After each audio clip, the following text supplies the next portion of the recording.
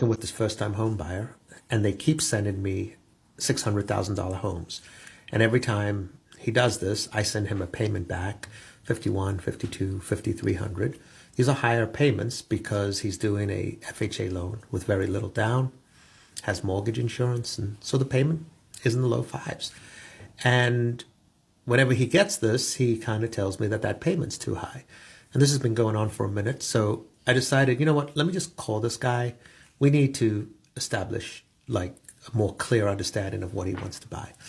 And so when I'm talking to him, I'm telling him, hey, listen, you know, whether the house is 590 or 600 or 605 or 580, you're a first-time home buyer. You're putting very little money down. You're going to have a payment. Maybe it's in the high fours, maybe the low fives, but that's where it's going to be. And he tells me that at the end of the day, he doesn't want to spend more than 3,500, 3,600, which is, that's a pretty substantial payment. But I was explaining to him that in the area that he's trying to buy, that's not a single family house. That's a townhome.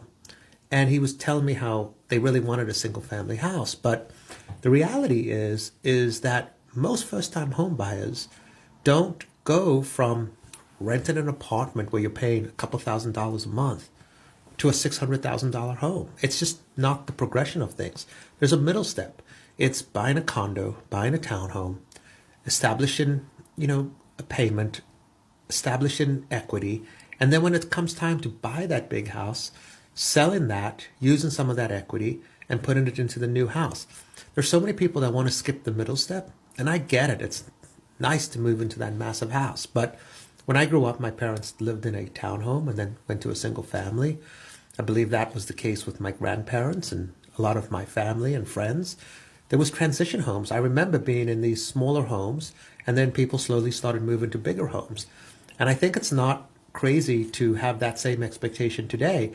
In fact, I would say today it's even harder to go straight to the big home.